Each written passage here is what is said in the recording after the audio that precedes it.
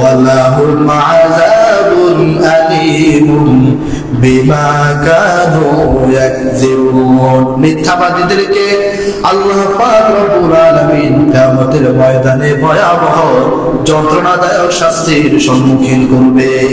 নাউযুবিল্লাহ।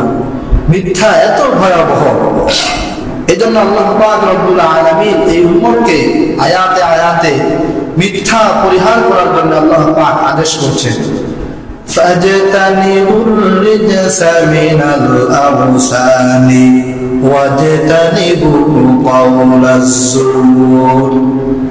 তোমরা মিথ্যা কথাকে পরিহার করো, ওয়াজতানিবু কাওলাজ যুর, মিথ্যা কথা তোমরা বলবে না, মিথ্যাকে পরিহার করো। পবিত্র কোরআন আরো বলছে, ইয়া আইয়ুহাল্লাযীনা আমানুত্তাকুল্লাহা ওয়া কুলু কাওলান সাদীদা। হে ঈমানদারেরা, এক আল্লাহকে তোমরা ভয় করো আর তোমরা সকলেই কুলু কাওলান সাদীদা আই সাদীকা, তোমরা সকলে সত্য কথা বলো, মিথ্যা তোমরা বলবে না।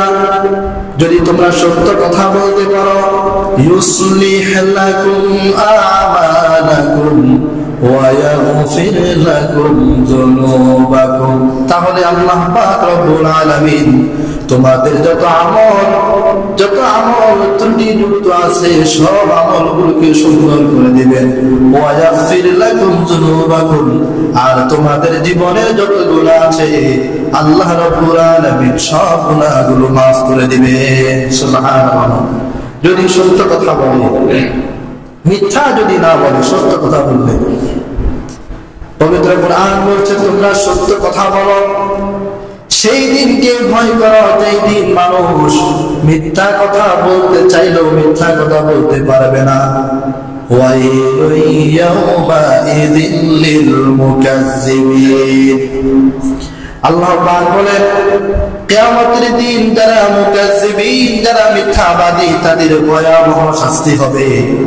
তাদের শাস্তিটা কেমন হবে? পবিত্র কোরআন বলে, কুতিলাল খারাসুনাল্লাযীনা হুম ফী গুমরাতিন সাহুন। যারা মিথ্যা বলে কিয়ামতের ময়দানে তারা ধ্বংস হবে, তাদের ধ্বংস কিয়ামতের ময়দানে অনিবার্য। আল্লাহ পাক বলবেন, যুকু ফিতনাতাকুম হাদাল্লাযী কুনতুম বিহি তাস্তাজিলুন। শাস্তি আস্বাদন করো, মিথ্যা কথা বলার কারণে শাস্তি আস্বাদন করো।